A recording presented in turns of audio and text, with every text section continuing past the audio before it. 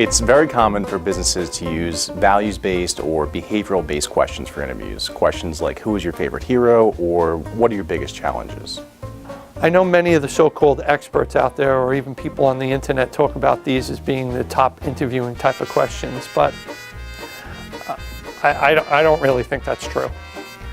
While these questions might be appropriate for a trainee or a retail management candidate, they're not necessarily appropriate for a STEM candidate.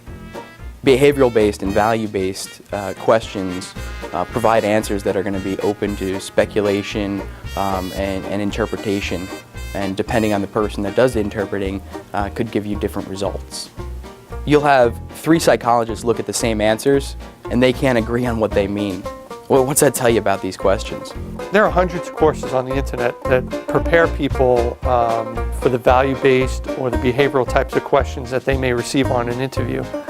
If someone comes in and doesn't do well, it probably means that they didn't prepare properly or didn't do their research to get ready for the interview. There are hundreds of answers online telling people how to answer behavioral and value-based questions. I mean, at this point, it's an open book test. If they fail it, it's because they didn't put in the research and prep. Sure, maybe in 1960, behavioral-based questions and value-based questions were important because you were worried about hiring a hippie. But at this point, they're outdated and a waste of resources and your time. We teach our client employers our internally developed claim and prove interview technique. Why? If you ask any long-time experienced third-party recruiter, they'll tell you, the best candidate rarely gets the job. More often than not, it's the best interviewer who gets the job, and that's not right. I asked you to Google great interview questions for employers, and you'll find a lot of irrelevant and useless questions, especially if you're seeking high-quality technical professionals, like science professionals or technology, engineering, or even mathematics-based professionals. For example, these are listed as top questions on several lists. Questions like, why should we hire you?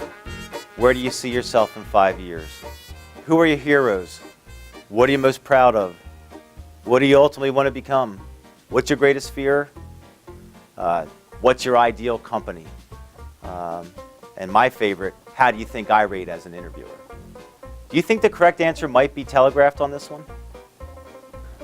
On the other hand, let me explain to you what the claim and prove style of interview question would be like, or what would sound like. Ask for the claim. When have you done something, operated something, programmed something, designed or fabricated something, managed or sold or marketed something? When have you done it? Then we ask for the proof. How? When? Where? Why? What size? What brand? What version? What model? What software? What technology? We peel the onion. Okay? Then we ask for a contact who can vouch for each important and relevant claim. Ask for claim. When have you set up a 500-ton Husky injection molding machine? Ask for proof. How did you do that? When did you do that? Where? When was the last time? What problems did you encounter? What parts were you making? What kind of software were they using? What kind of controller was attached to the machine? Then ask for a contact who can vouch for each important and relevant claim. For example, you can ask, when's the last time you tore down a 400 horsepower centrifugal compressor? When did you do that? Where were you? What brand was it? And then you ask them, well, do you have a supervisor or a field service manager that can vouch for your experience? What's his name? What would be his title and a phone number I might be able to reach him? So what's wrong with some of those other interview questions? Let's try a little role play and answer those questions honestly. Why should we hire you? Why should we hire you? Well, let me tell you why. Because you've been desperately trying to fill this position for 6 months, haven't found a single qualified candidate, your project is 90 days behind schedule, and no one on your staff understands new software recently installed, and I'm probably one of the few people who can get it going for you. Maybe. But you don't know because you haven't asked the appropriate question, like, can you get our software up and running? Where do you see yourself in 5 years? I'll let you know where I'll be in 5 years as soon as your CEO can tell the investment community where your company is going to be in 3. Who are your heroes? Question, who are your heroes?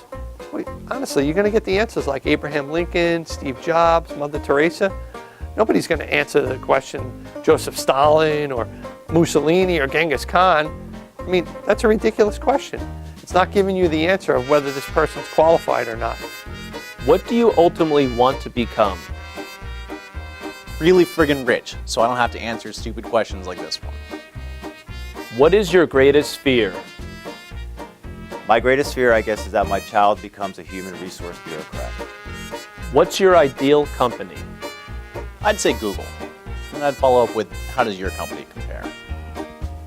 How do you think I rate as an interviewer?